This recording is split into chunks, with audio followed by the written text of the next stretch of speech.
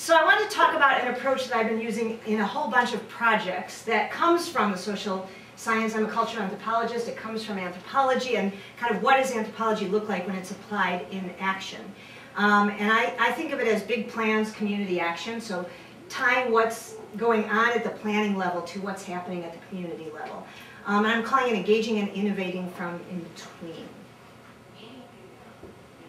I love this quote. For those of you who know Paul Hawken, he's an environmental journalist.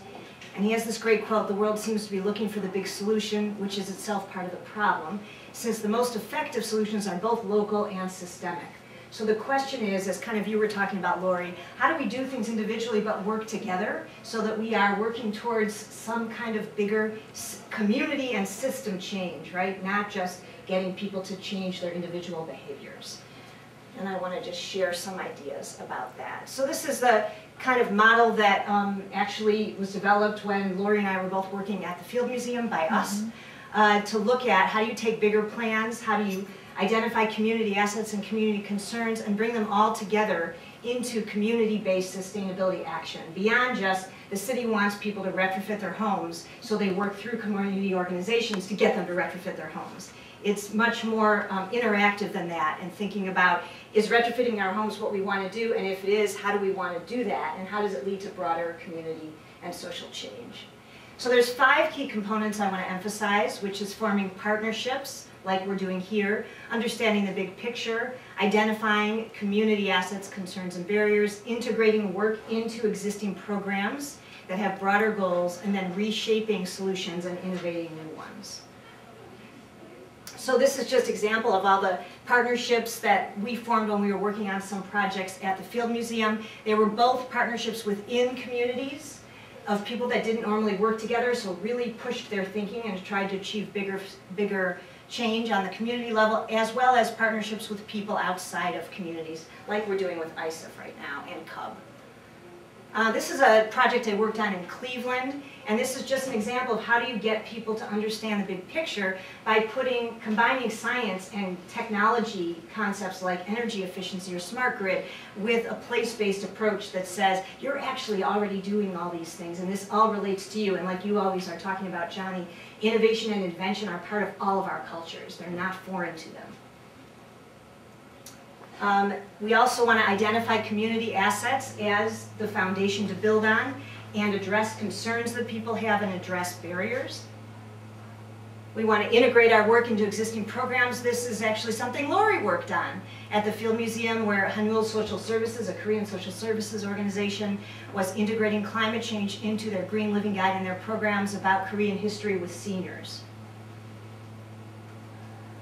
And then we want to reshape and innovate new solutions. We don't want to just do the stock programs that come down to us. We want to say this is what an energy program really looks like if it's about promoting larger values of collective sharing and collective action and efforts to make our communities and our lives better places. This is what it looks like. And this was a Pilsen project that we worked on at the Field Museum that came up with a garden that drew on butterfly migration to address immigration issues and to address issues of lack of green space in the community. And this is a picture of that garden. You can see the monarchs on the mural.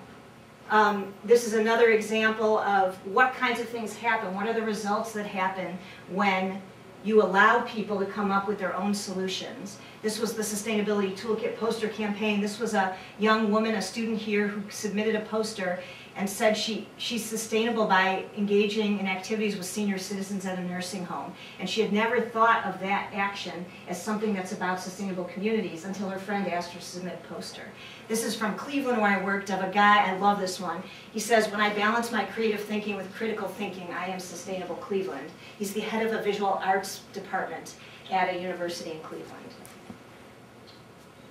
This is our Is It Just Space series with the CSLN, which is redefining issues of placemaking and redefining issues of what is a complete street when it really takes community into consideration. And looking at things like, how do congregations that have buildings share space with community organizations or artists or other people that need space as a sustainability strategy that's for buildings, but that's not thought about oftentimes in general sustainability work.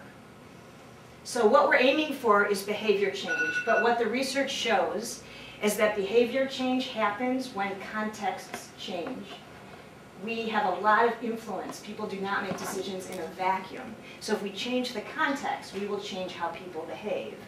We're taking a networked approach to this and saying we're all going to learn from this together, and that change is about collective learning.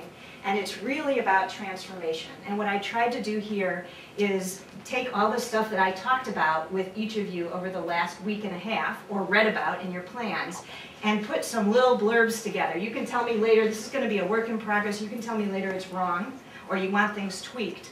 But I thought that this, and I'll send this out to you all, might give you a sense of the different approaches and the overlaps between them. But it's pretty exciting, I think. And the end result that we want is really co-production of new and innovative solutions to energy conservation and sustainable living, where we're teaching ComEd, CUB is teaching us, we're teaching ISEIF, CASEL is teaching Sacred Keepers, etc. And the learning is all happening in multi-directions.